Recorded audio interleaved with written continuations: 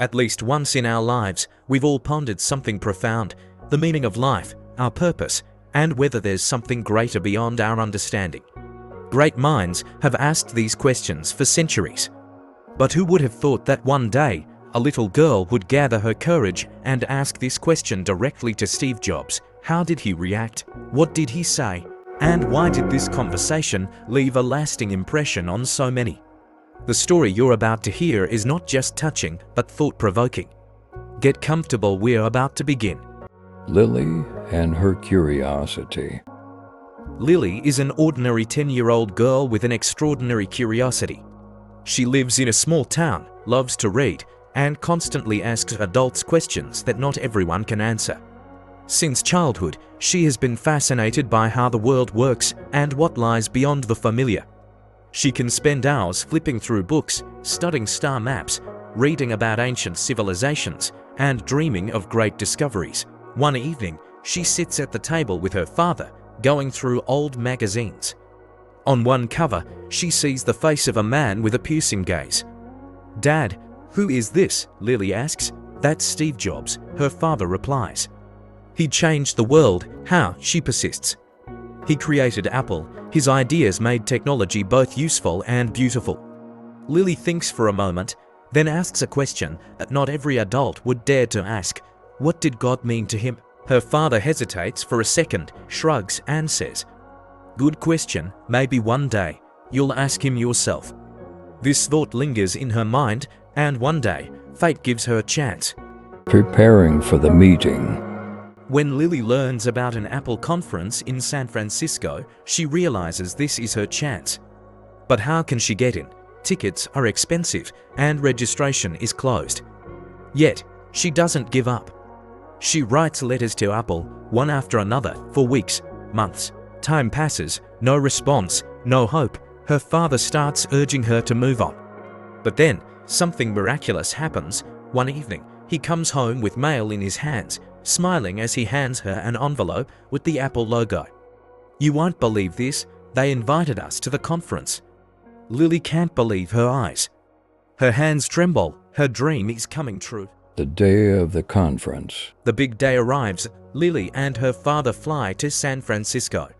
She sees the enormous hall filled with thousands of people. The atmosphere is electrifying, tech displays, journalists, cameras. Excitement builds up. Then, Steve Jobs appears on stage. Wearing his usual black turtleneck and jeans, he talks about the future of technology and Apple's new products. Every movement, every word, captivates the audience. But Lily isn't waiting for this, she's waiting for her moment to ask her question. Finally, near the end, the moderator announces, "We have time for one last question."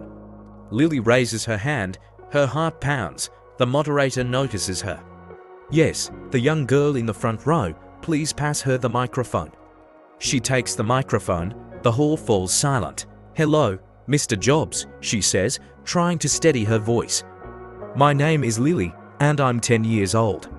Tell me, what does God mean to you? Do you believe in him?" Jobs answer. At that moment, the entire room seems to freeze. Jobs looks at Lily, his gaze turning serious. It's clear the question has struck a chord. "That is one of the most important questions anyone can ask," he finally says. "When I was your age, I was searching for an answer to. I studied different religions, trying to understand, and do you know what I realized?" He pauses, and the entire hall seems to hold its breath. God is inspiration. He is the force that moves us when we create something extraordinary. He is that moment when you do something with love and feel warmth inside. Maybe that's what God is. He pauses again before adding, "When I was building Apple, I wasn't just making computers. I was striving to create something greater. For me, beauty, simplicity, and meaning are also expressions of something higher. Some people call it God, others call it the universe. But the most important thing is to do what you truly believe in. That's when you connect with something truly great." The hall remains in complete silence. Everyone listens intently. Even the busiest journalists put down their pens. After the meeting. After the conference, people approach Lily. They thank her for the question. Some say it made them think deeply. Later, in a cafe, her father looks at her with a smile. "Are you happy?" he asks. She nods. "Yes, I realized that finding an exact answer isn't necessary. The important thing is to never stop searching." Her father takes her hand. "That's the key, to search, to ask, to learn." You asked a question that will stay in many people's minds.